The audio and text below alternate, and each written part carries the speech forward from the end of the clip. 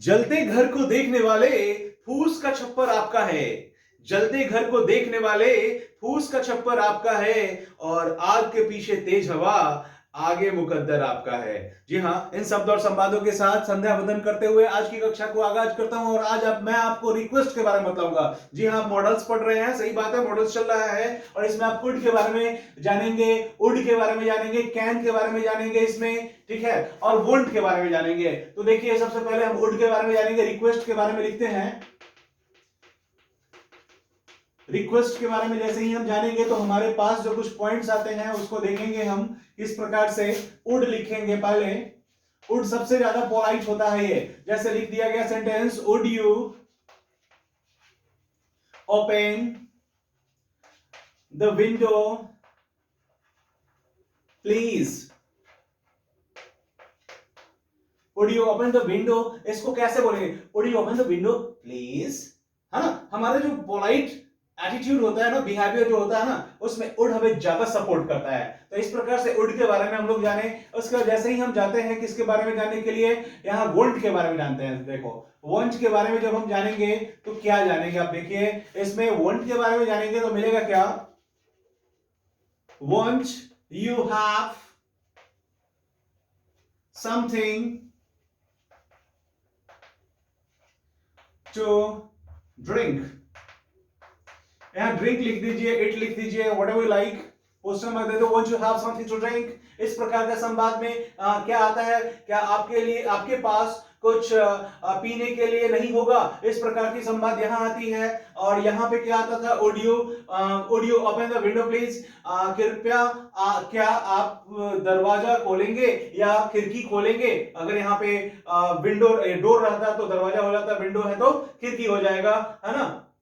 तो इस प्रकार के संवाद के बाद जैसे ही हम आगे बढ़ते हैं तो यह बताया क्या जा रहा है? बताया जा रहा है कि ये जो पार्ट है ना, वुड वाला जो पार्ट है, इस ये जो है मोर पोलाइट देन विल है। विल का ही ये पार्ट है। विल प्लस नॉट को हम वोंट करते हैं। इसके बाद जब इसको जब हम समझ लेते हैं, ठीक है, उसके बाद हम समझते चलते हैं किसके बारे में? कैन के बारे में। तो कैन ये क्या होता है? कैन क्या कहता है? कैन कहता है भाई मैं एक इनफॉर्मल रिप्रेजेंटेटिव हूं, है ना। मैं मतलब थोड़ा सा रूड हूं, है ना, थोड़ा सा मतलब मेरे अंदर प्राउड है, घमंड है ना, बनिस्पत मतलब और जो पार्टिसिपेंट्स इसके आए हैं रिक्वेस्ट को रिप्रेजेंट करने के लिए। तो देखिए, रिक्वेस्ट यहां भी किया जाएगा। जैसे सेंटेंस लिखते हैं, can I have some ice cream.